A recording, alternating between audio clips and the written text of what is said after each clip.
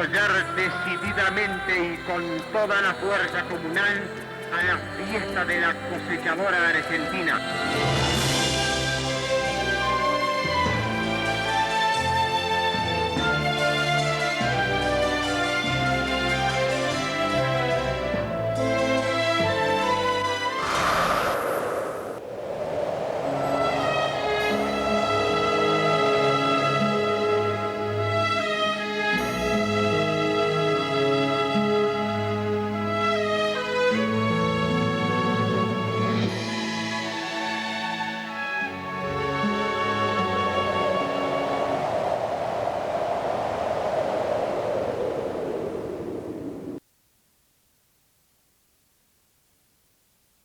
Y acá en San Vicente, gracias a Dios, tenemos un pueblo que hubo 3 fábricas de cosechadoras y que ha salido mucha gente de estas fábricas.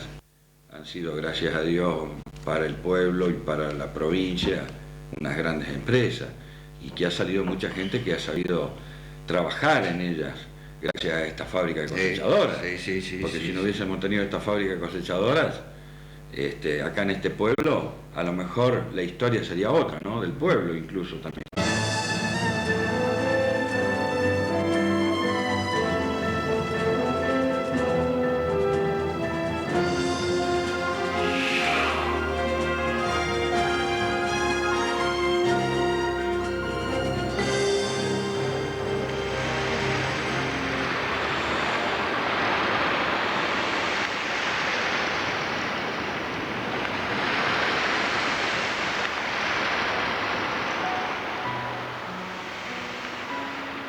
Una pobreza hostil que se apoderó de gran parte de Europa obligó a un gran número de habitantes a abandonar sus tierras y pertenencias.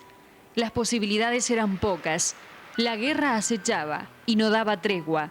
Solo les restaba abandonarlo todo y buscar un nuevo horizonte, América. Al llegar a estas tierras, se encontraron con un mundo deshabitado. El sol sería a partir de ese momento su más fiel compañía. Los medios eran escasos y el sacrificio era grande. Pero gracias a la voluntad y al espíritu de lucha, estos inmigrantes fueron capaces de superarlo todo. Precarios arados tirados por bueyes y rudimentarias herramientas se convirtieron con el tiempo en el medio de vida de estos trabajadores, que sin ellas jamás hubiesen conseguido el alimento diario para subsistir. Pero una máquina sería la encargada de recoger el fruto del trabajo, la perseverancia y la fe.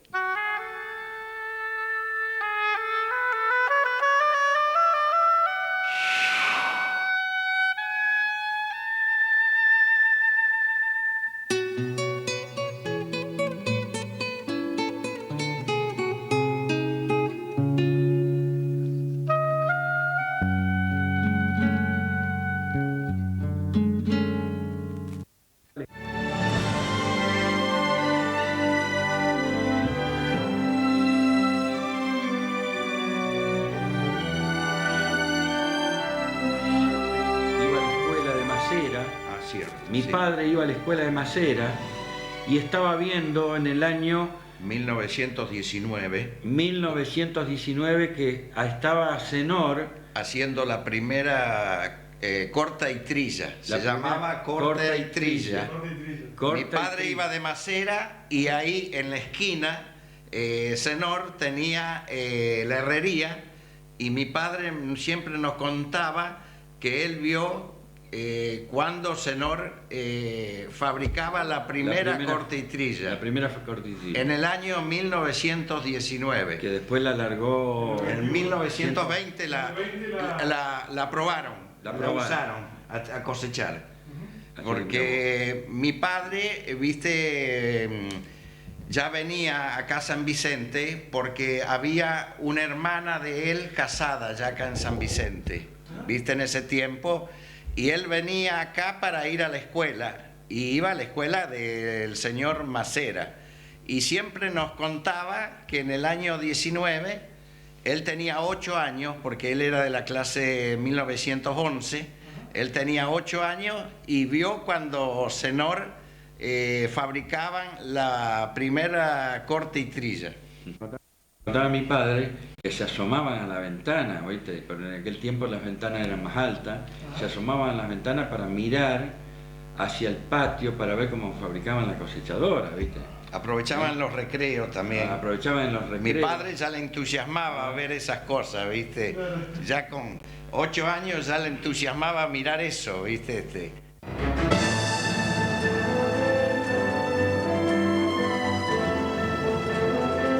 Cuando vine a San Vicente, me buscó Pozo para que le manejara la máquina. ¿Usted de dónde era? De Frank yo era.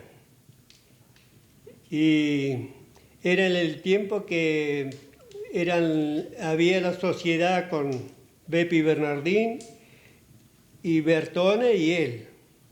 Esa cosecha la hicimos así. Después, justo ese año, se dividieron ellos. Quedaron con una máquina cada uno. Y bueno, yo seguí con él. El 43 y después ya en el 49 compré la máquina, ya no me gustaba salir de peón y ahí cuando compré la parte de la máquina de la Bernardín triciclo con Rossetti, con el papá de Aurelio.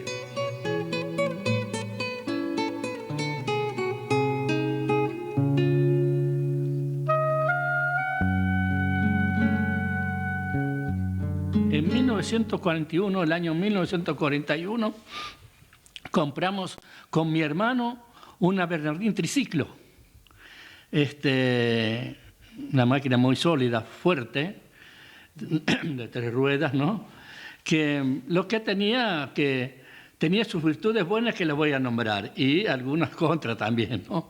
Bueno, no se podía desenganchar la plataforma.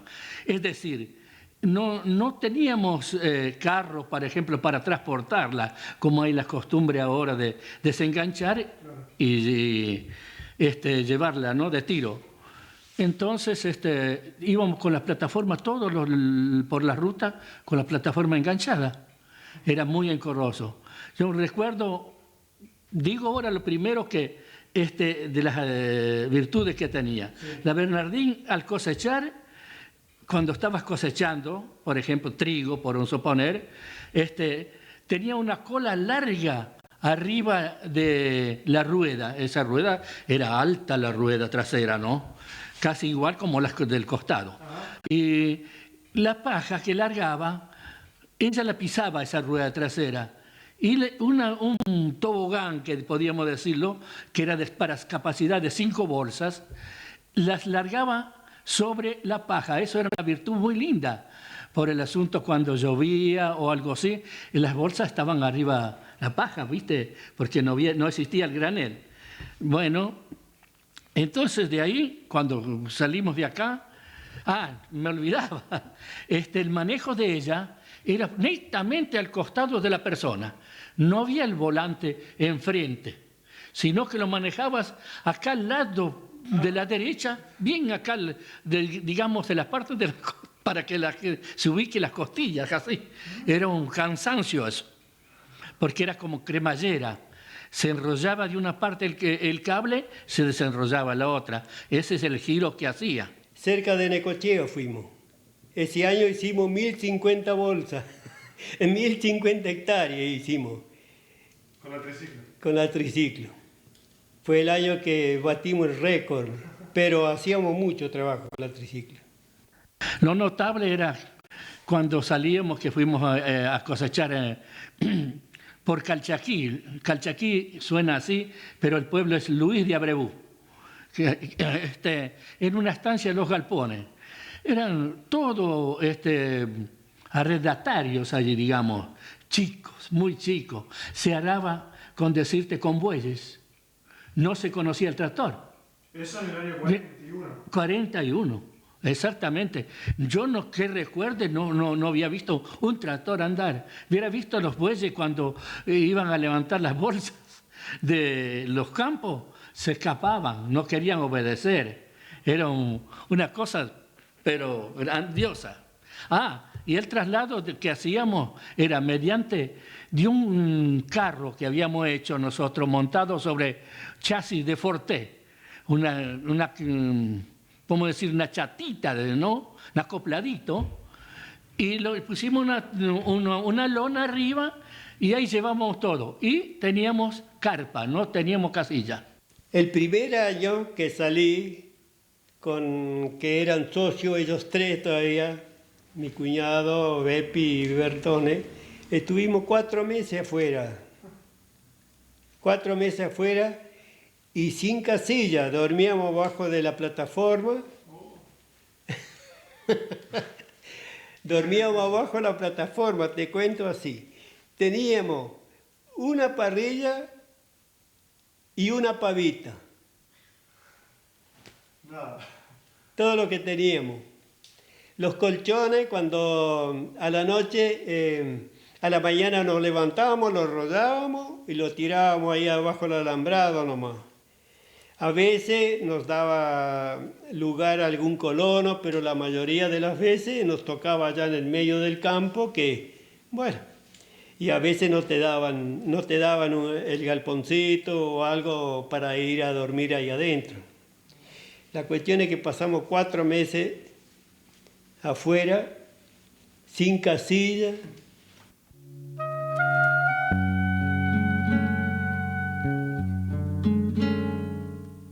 Todo cambió, sí, para bien, porque te imaginas antes las máquinas no tenían gabina, hoy tienen todo el confort, tiene aire acondicionado, tiene calefacción, todo cambió. Antes vos sabés que la máquina no tenía gabina, ahora la gabina quiere decir mucho, están más protegidos, todo cambió.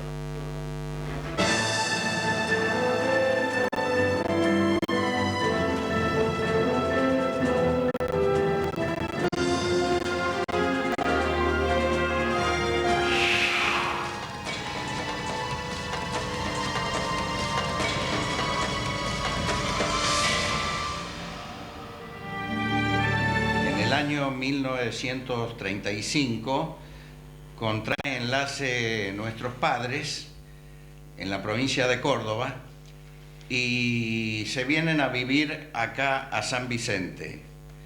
Mi padre era una persona que le gustaba trabajar en la industria, si es posible la metalúrgica, y por eso cuando llega a San Vicente se emplea en la fábrica de cosechadoras de Senor. Y ahí estuvo trabajando, ¿no es cierto?, hasta el año 1948, que es cuando deja de trabajar en la fábrica y compra la primera cosechadora que tuvo. Esa cosechadora la tuvo hasta el año 1954, que por un problemita de salud tuvo que venderla. Y entonces de ahí para adelante él siguió relacionado con la firma Senor, siendo mecánico por la fábrica. Después, en el año 1963, resolvimos de vuelta comprar nuevamente máquinas cosechadoras. Era una cosechadora usada, no era nueva, no tenía motor gasolero, tenía un motor que marchaba Agricol en ese tiempo. Y bueno, los 2 primeros años fueron bastante difíciles por el tema de que se cosechaba prácticamente todo en bolsa. Así que mi padre hacía de conductor, ¿no es cierto? Acá mi hermano hacía de costurero y yo hacía de bolsero. Era bastante pesadito porque prácticamente no había descanso. Era de empezar a cosechar y no se paraba. Únicamente se paraba si a la cosechadora le ocurría algún percance.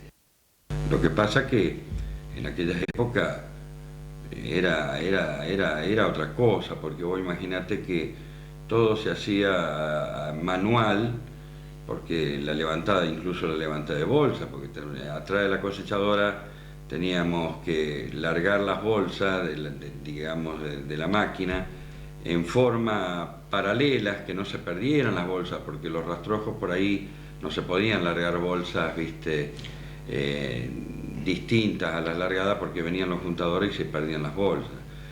Se trabajaba mucho, pero qué sé yo, uno lo hacía porque también necesitaba pagar la cosechadora. Éramos jóvenes, teníamos mucha ansiedad por trabajar, ¿viste? Claro, lo que pasa que también en aquellas épocas se tenía una casilla, se llevaba la cosechadora y la casilla, y en esa casilla no había heladeras, no había nada prácticamente, ¿no es cierto? Muy pocas comodidades. Se hacía todo así, digamos, muy precario. Pero bueno, eran otras épocas, ¿no es cierto? Fueron épocas que, digamos, se iba al sur, y en aquellas épocas, si las máquinas santafesinas no iban al sur, prácticamente no se podía levantar la cosecha, porque con la capacidad de máquinas que había en el sur, no alcanzaba a levantar la cosecha que había en el sur. Entonces tenían que viajar máquinas de aquí, y el traslado, imagínate, con aquellas máquinas, por aquellas rutas que en aquel tiempo no eran... Había pocas rutas pavimentadas, muchos caminos de tierra. Muchos caminos de tierra. Sí, Imagínate vos que se ponía 4 o 5 días de acá al sur, y bueno, era bastante, digamos, no era tan fácil la cosa, ¿no es cierto? Pero bueno, se hacía.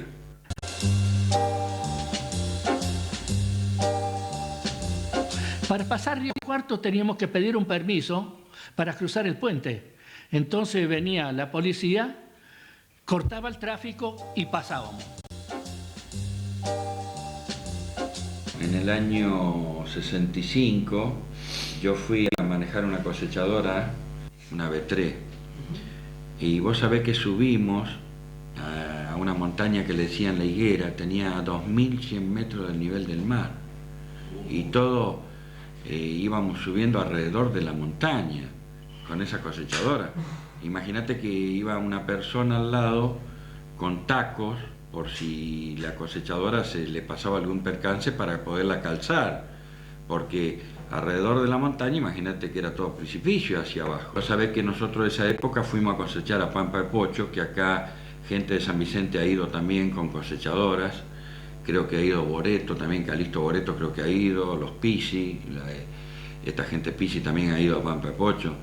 Uno frío, pero de película los fríos. Tremendo, tremendo. Con decirte que cosechábamos en unos pueblos que le decían, eso lo recuerdo bien, Piedra Blanca y Alpa Corral, eran en la sierra. Todas las noches que dejábamos de cosechar, teníamos que largarle el agua a los radiadores y a los bloques, porque si no, largándole el agua nomás al radiador no era suficiente, porque si le quedaba agua en el bloque del motor, el gran frío nos partía los bloques, la helada nos partía los bloques, entonces teníamos que largarle el agua tanto sea al radiador y al bloque.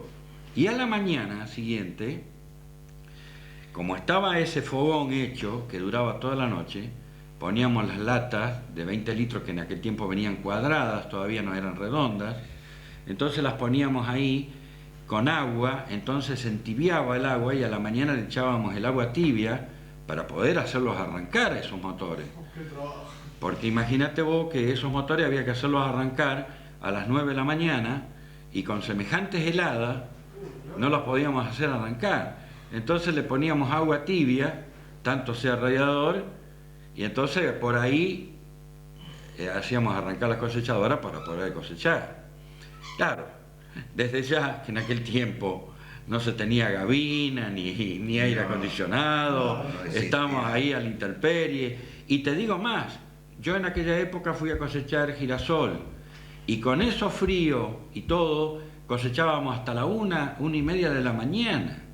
Era impresionante el frío que hacía, y éramos 3 por máquina. Estaba el que manejaba, el bolsero y el costurero. Y como el girasol rendía poco, ¿me entendés? El girasol rendía 12, 13 quintales, 10 quintales. Entonces, porque se hacía bolsa, te estoy hablando de bolsa, ¿no?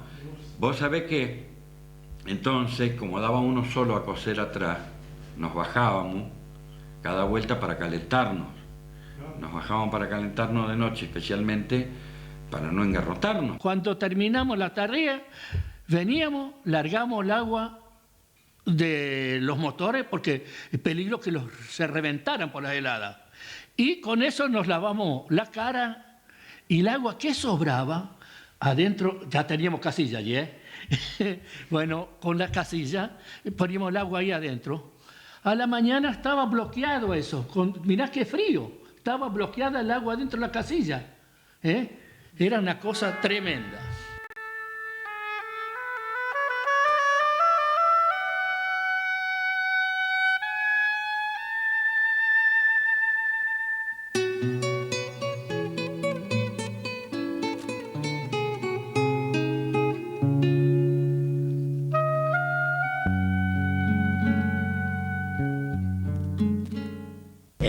Eso era en bolsa, y por razones de política nos exigían costurero y bolsero, que eso íbamos, por ejemplo, llegábamos a un pueblo y teníamos que ir al sindicato a levantar costurero y bolsero, y había gente buena y gente mala. Más de una vez nos tocó llevar gente que no daban abasto para coser y sacar la bolsa, la embolsaban mal. Los colonos protestaban porque se desparramaba la bolsa por el campo y después no la encontraban. Así que tenía que largarse siempre en el mismo lugar, formar digamos, una hilera para que pudieran encontrar las bolsas, porque te imaginas, en el rastrojo las bolsas desparramadas no las podían encontrar. Y había quejas de todos lados, de bolsas no bien llenas, de bolsas que no se encontraban, de bolsas en que aparecían adentro las bolsas para contar más bolsas llenas.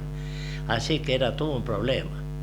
De ahí en más, después se seguía siempre trabajando y a bolsa, ¿no es cierto?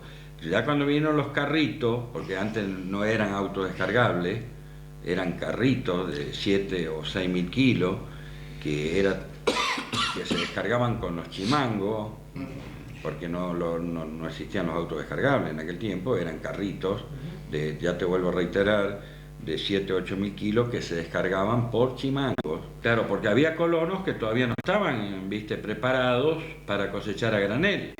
Había colonos que estaban preparados para bolsa y a granel. Algunos hacían una cosa y otros hacían otra. Entonces, bueno, vos tenías el colono que tenía que hacerlo a granel, bueno, qué sé yo, pedía el camión por ahí, pero era muy complicado el tema también por ahí. No era tan así como es ahora, que bueno, ahora es listo, están los autodescargables, no hay ningún problema. Antes cuando se empezó todo esto, era muy distinto de que vos al colono lo tenías que decir que había que cosechar a granel, y había gente muy reacia a eso. Claro. Había gente que no querían llegar a trabajar a granel, no lo querían comprender. Porque ellos creían que trillando a granel se le podía echar a perder el cereal, porque como se manejaron siempre con la bolsa, si salía un poquito húmedo, ellos agarraban y las dejaban paradas en el campo, que tomaran sol y viento, ¿no es cierto?, para que secara. Entonces recién después la estivaban la bolsa. Y ellos creían que trillando a granel podía haber el problema que se le ardiera el cereal por humedad, por esas cosas. Entonces a ciertos productores le costó entrar en el sistema de la granel. Después, claro, cuando se empezó a granel fue todo una cosa más, digamos, más cómoda, porque no tenía que llevarse gente de los sindicatos, que eran, ya te digo, había buenos, pero la mayoría eran malos.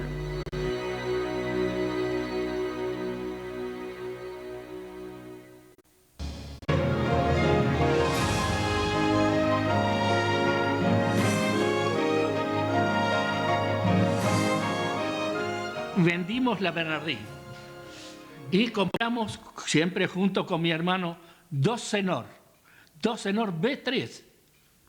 Bueno, ahí ya era palabra mayor, entonces ya se desenganchaba la plataforma, pero todavía no existía el granero, a granel. Y adoptamos a mitad, había en Arequito un tal Bertero que fabricaba las tolvas, que se le aplicaba a la Bernardín, se le aplicaba a la Cenor, a la B3. Entonces compramos dos tolvas y ya trabajábamos con los graneros, ¿no? Ya había el carrito y se hacía el trabajo a granel. La máquina B3 fue reconocida por todo el país como una de las mejores en aquel entonces. Muy buena. La B3 fue una máquina sencilla, comprensible y se adaptaba a muchos cereales, con un desplazamiento de una zaranda de 60 centímetros por 50, menos, tenía lo que se llamaba segunda limpieza, te entregaba el cereal, parecía seleccionado, una maravilla, grandiosa era para eso. Se adaptaba, ya vuelvo a repetir, para muchos cereales. Cualquier cereal que había en esa época, bueno, ella se adaptaba. Tenía buena tracción, manejo muy lindo, máquina liviana. Y cuando a veces sucedía que llovía mucho, que había muchos pantanos o algo así, según las partes, le aplicábamos duales. Le acoplábamos otra rueda con unos rayos.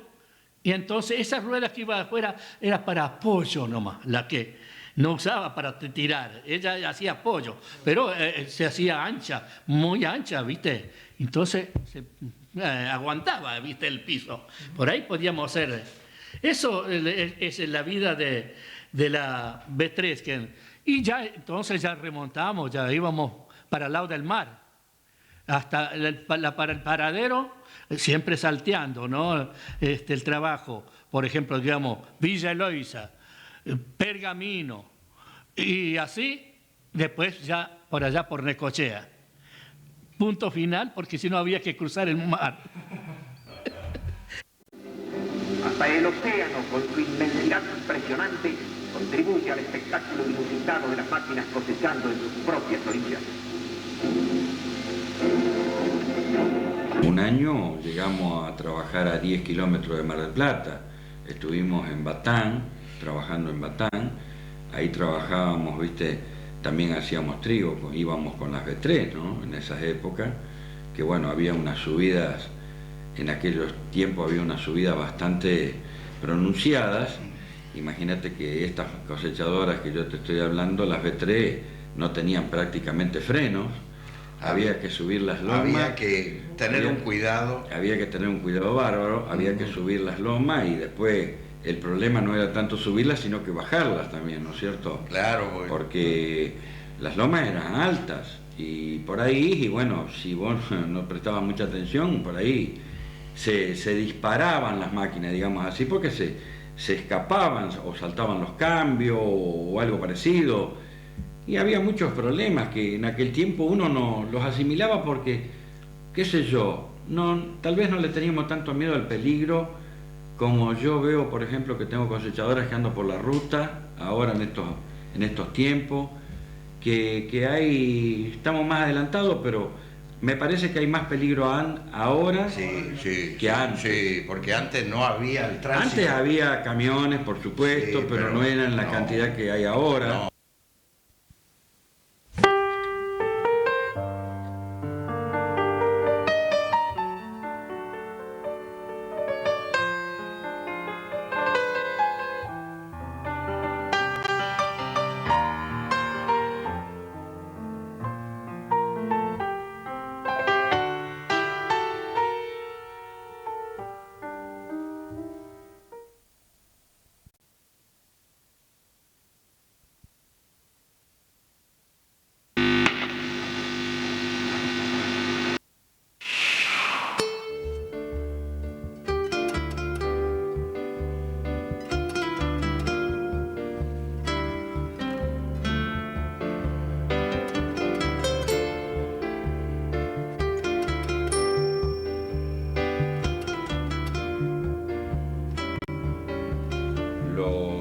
contratistas de acá, de esas épocas, por lo general habían trabajado, la mayoría de esta gente había trabajado en la fábrica Senor.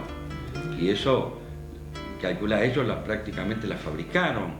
Senor a las máquinas. Sí. Y Bernardín también. Claro. Todos los changarines que salían, sí, tanto sea Senor y Bernardín, prácticamente habían trabajado en la fábrica ellos adentro. Entonces, esta gente la conocía pero a la perfección a la máquina, ¿me entendés?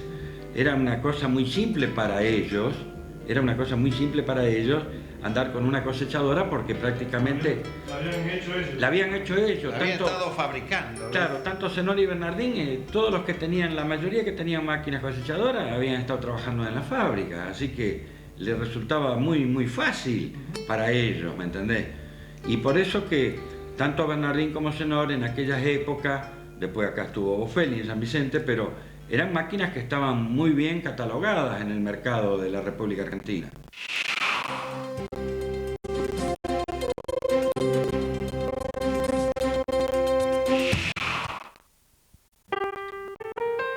Para la gente como yo, que ya tiene muchos años de hacer este trabajo, es muy nostálgico porque Senor llegó a hacer 500 máquinas en el año. Fíjate vos que había un agente que por medio de ese agente era don Vicente Marianazo. Nosotros empezamos a trabajar en la parte sur, la parte de Necochea, porque no buscaba el trabajo, era muy conocido en las estancias. Nos empezó a buscar trabajo y nos cobraba un tanto por hectárea. Y por medio de él siempre llegábamos allá y nos mandaba a tal estancia, hasta, como ya te dije antes, que yo entré de BUC y ya no lo precisé más. Pero antes, por medio de él, conseguíamos trabajo. Y este señor, Nazo, llegó a vender 50 máquinas en un año. Por eso de que es lamentable que haya cerrado esta fábrica, porque vendía muchas máquinas. Un solo estanciero, se puede decir, compró 16 máquinas B3. En un solo saque compró 16 máquinas B3. Eso era en Copetona, un tal Scow, algo así. Te voy a contar una anécdota que nos pasó cuando compramos la primer cosechadora. Cuando salimos, el primer día que movimos de acá de San Vicente, tuvimos la mala suerte que nos agarró una tormenta por camino, ¿viste? Antes de llegar a destino, nos agarró de improviso una tormenta y la casilla que era nueva la tumbamos. Nos la tumbó la casilla, ¿te acordás, hermano? El primer día. El primer día íbamos rumbo a Elisa, acá Elisa, y se nos presentó una tormenta de golpe y tormentas de verano. Esas tormentas de verano que se arman de golpe con un ventarrón bastante fuerte, y tuvimos la mala suerte que nos tumbó la casilla recién estrenada, ¿viste? Nuevita, la tumbamos el primer día. Después de las 12, ¿no? hice un cambio. Ya nos separamos con mi hermano Jacinto. Él por su lado y yo por el mío, ¿viste? Ya después contraje matrimonio también y bueno, yo cada cual tirábamos por nuestro camino. Entonces yo vendimos, mejor dicho, las Senor, las B3, y compré 2 Bernardín 19. Eso es palabra mayor. Que parte de esas máquinas, el inventor ha sido Desiderio Pozo, el hombre fantástico, el hombre de la inteligencia fabulosa.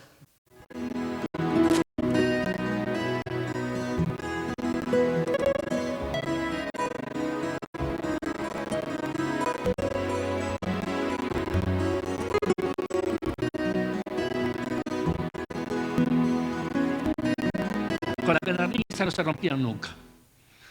No se rompían nunca, lo vuelvo a repetir porque eran las cosas grandiosas las Bernardicitas, en su capacidad.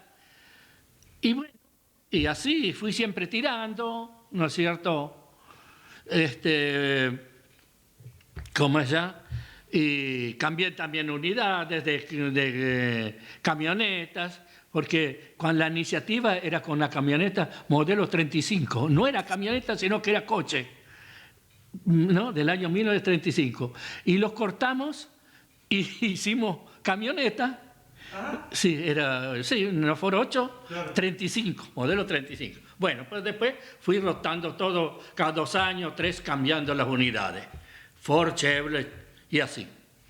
Bueno, después llegó el momento en que me desprendí de las dichosas M19 y compré una máquina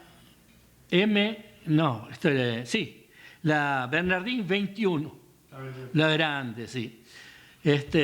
Anduve ahí con ella muchos años, ya al sur. ¿Qué diferencia tenía con la 19? ¿Cómo? La 21, ¿qué diferencia? Sí, más capacidad en todo. En plataforma, no recuerdo si eran 21 pies, algo así. No quisiera equivocarme, sí, pero un plataformón grande, cilindro grande, zaranda, todo en sí, un desplazamiento mucho más grande, ¿no?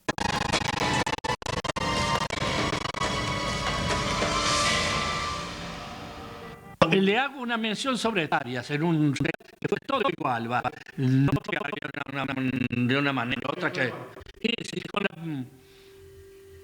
con la máquina primera que hemos hablado, la Bernardín ciclo, podía ser 10 cuadras, 12, mientras que esta puede ser 30 cuadras. Sí, 30 cuadras. Hablo de cuadras todavía. Sí. Y después a veces nosotros nos abusamos también, vamos a decir la realidad, porque le damos, como quien dice el criollo, le damos pata.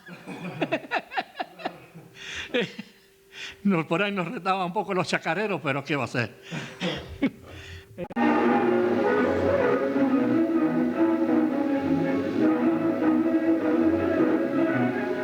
El maíz, otra de nuestras grandes riquezas, es uno de los sólidos pilares de nuestra economía.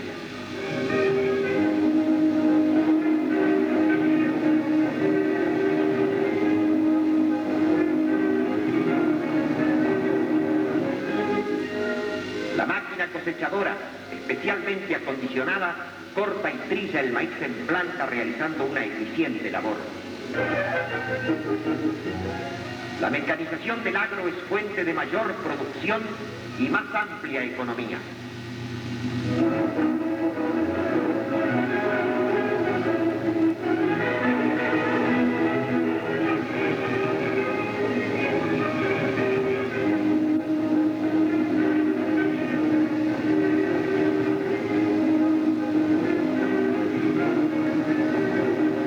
Acoplados tirados por tractores recorren el campo para recolectar las bolsas. El maíz argentino, que conoce todos los rumbos del mundo, merece de parte del productor la mejor atención. Por ello, la cosechadora es sinónimo de su inquietud y de su preocupación por obtener mejores cosechas.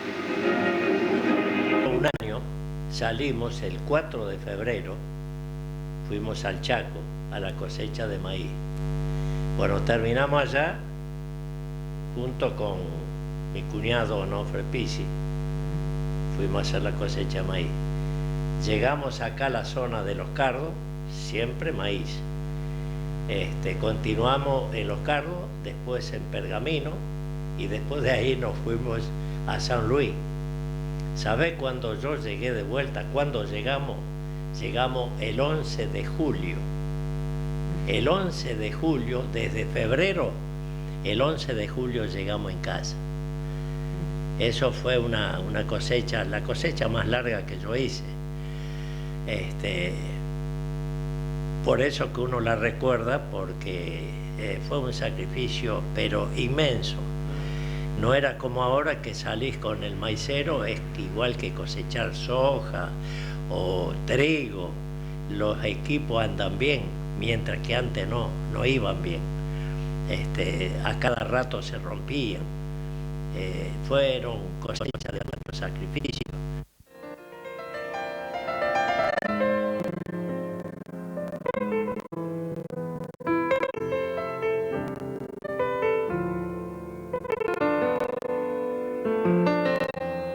Avanzó tanto la cosecha ahora y resulta que tenemos el problema que las plantas de silo de los cerealistas no se modernizaron al paso que se modernizó la cosechadora. Y resulta que tenemos el problema que ahora hay cosechadoras con mucha capacidad, pero no tenemos descargas que agilicen, que sean ágil para la descarga. Resulta que los cerealistas y cooperativas no se modernizaron como se han modernizado las cosechadoras. Ahora la cosecha se hace en menos tiempo, por razones de mejores máquinas, por razones de que en vez de una máquina te ponen 3 y así, ¿viste? Todo el mundo levanta la cosecha en menos tiempo, porque todo va cambiando, ¿te das cuenta? Sí, todo evolucionó y... Todo evolucionó. Antes la cosecha te duraba 2 meses, ahora en un mes se levanta toda la cosecha. Ha cambiado todo. La gente trata, porque después de una cosecha ya se siembra la otra, y así el terreno lo van utilizando para otras cosechas. Quiere decir que se levanta en menos tiempo la cosecha. Era más dura la vida, Era más dura. Era más dura, pero bueno, se hacía, era claro. Lo que pasa es que uno era más joven, ¿no es cierto? Imagínate vos que no se sentía nada, era todo, qué sé yo, era todo más fácil, parecía. Imagínate, como estaba diciendo mi hermano recién, con el frío que hacía, y voy arriba y no tenías ningún reparo, no tenías gabina, no tenías calefacción, no tenías nada. Ahora vos vas sentado en la cosechadora y en verano prendés el aire, tenés el aire acondicionado, ¿no es cierto? Y te digo más. Y no recibís el polvillo tampoco, porque al estar encerrado ahí no te llega ningún polvillo, nada. Claro, y te digo esto del invierno, ¿no es cierto? Y imagínate vos en el verano ahora es todo distinto, ¿no es cierto? ¿Quién no tiene una heladera en la casilla o un freezer? Pero nosotros no teníamos, en el verano, no teníamos absolutamente nada. Lo único que teníamos que arrimarnos a los molinos. Sí.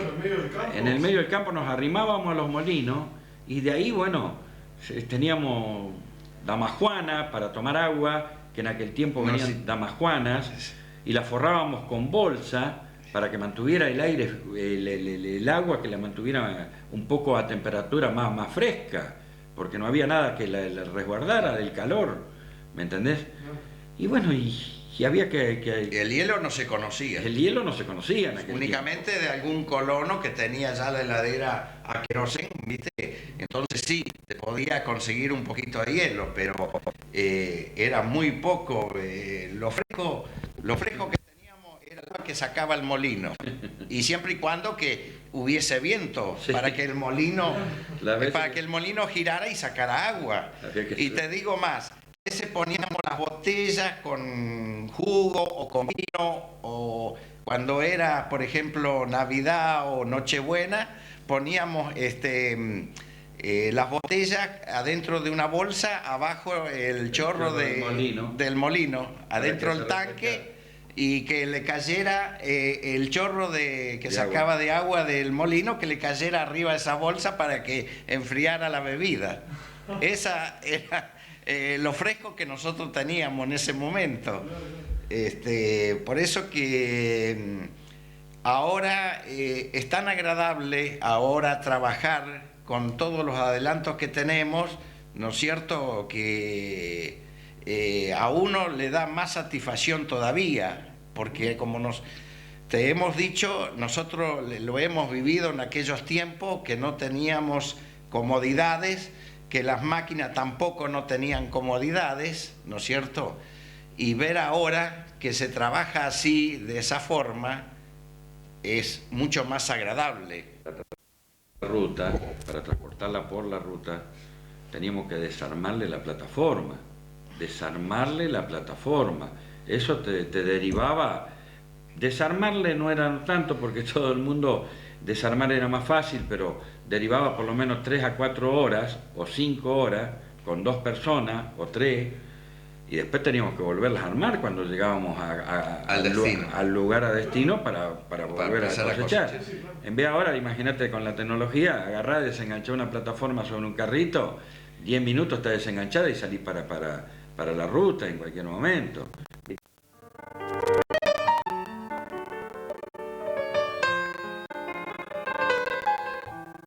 Yo en el año 54, que tenía una sola máquina, entré en una estancia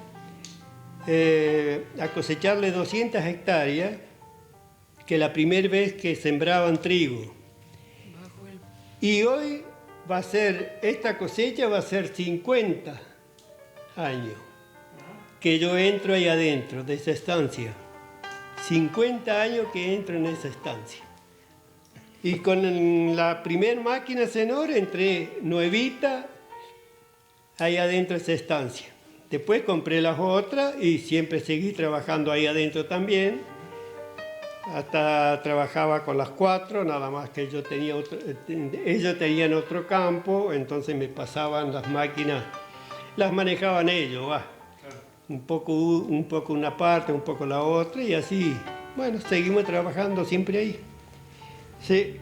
Si vamos a decir, en Villa Eloísa tengo bodas de plata de colonos que todos los años, 25 años, ¿vos sabés lo que es?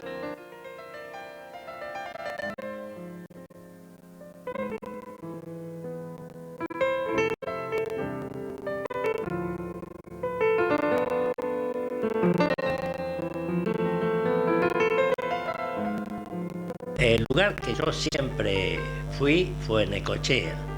En el año 61 entré en una estancia, que es un semillero muy conocido en el sur, semillero Buc, criadero mejor dicho, y trabajé 34 años, siempre en la misma estancia. Y ahora ya hace unos años que, por razones, él falleció, ya vinieron ingenieros y bueno, esas cosas que no seguí más, no me convenía. ¿Y con esa gente era como de la familia? Como de la familia, sí. Ahí toda mi familia, prácticamente, te imaginas, 34 años, fueron toda mi familia, porque antes se iba con toda la familia. Me acompañaba mi señora con Lidia, que tenía, ¿cuánto? 3 años. Pero ese año no... Acá mi cuñado Pozo también él tenía la máquina y trabajábamos juntos. Y tenía una camioneta Ford con la cúpula. Entonces nosotros 3 a la noche poníamos los colchones en la camioneta y dormíamos ahí los 3 juntos. ¿Qué te parece? Y bueno, eso hicimos la campaña. Hicimos una campaña y después yo ya me compré una casillita y salíamos los 3, siempre. Todas las campañas salíamos los 3. Sí. Y calculá que Lidia tenía 3 años, era grande así. Nosotros cosechamos a unos señores Cosoli de Mar del Plata, que le cosechamos como 14, 15 años. Prácticamente, viste, ya nos habíamos hecho prácticamente éramos de la familia, ¿no es cierto?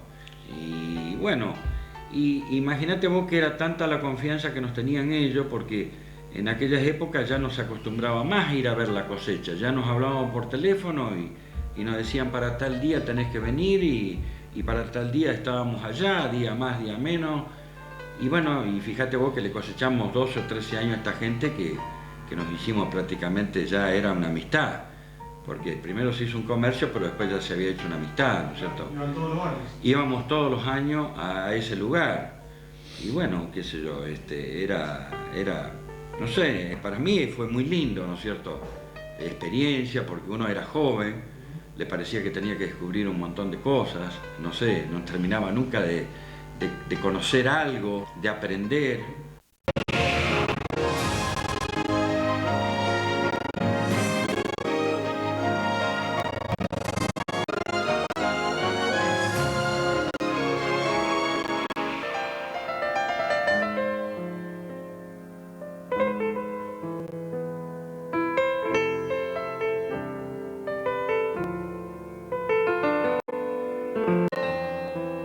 Eso ha sido en el año 1995 que me desprendí de la Bernardí.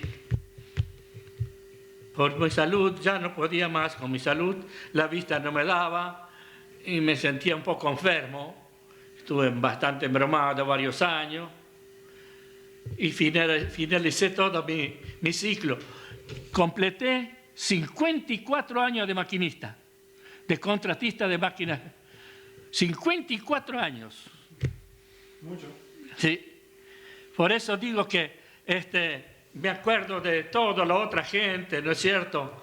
De la época de Col, de Gauchat, y Bernardín, José Bernardín, el hermano de Andrés Bernardín, del fabricante. Eso era la tanda en que yo estaba, ¿me entendés? También con las máquinas, también ellos tenían. Después entraron también los manaceros, porque mucha gente que fueron maquinistas estaban empleados en los talleres, pero después surgieron de ser maquinistas. Por eso que yo fui maquinista neto, vamos a decir. Principié con las máquinas y hasta mi final.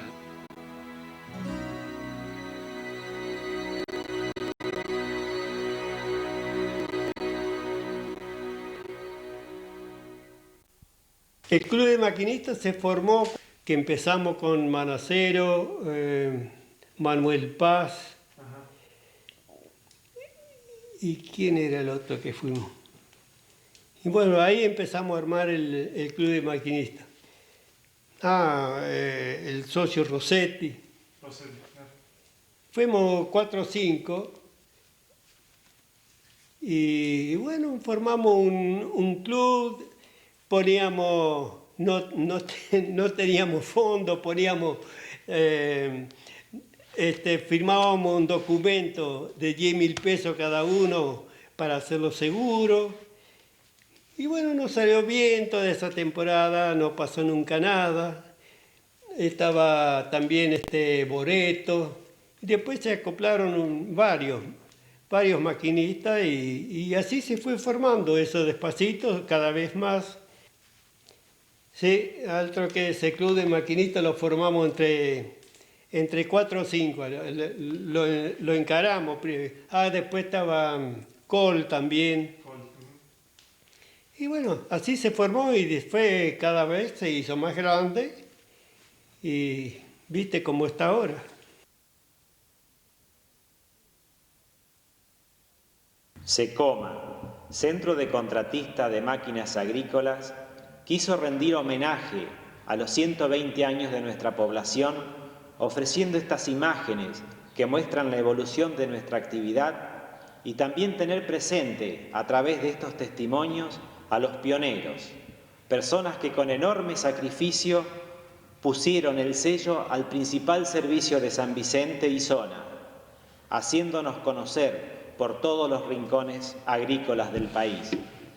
Se lo dedicamos especialmente a los que no están entre nosotros y también a los que están y ya se retiraron del trabajo, que junto a los actuales contratistas y en distintas épocas han puesto el mismo empeño para sortear las dificultades propias de la actividad y del país.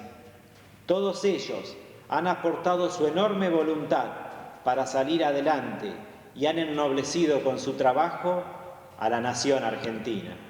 Muchas gracias.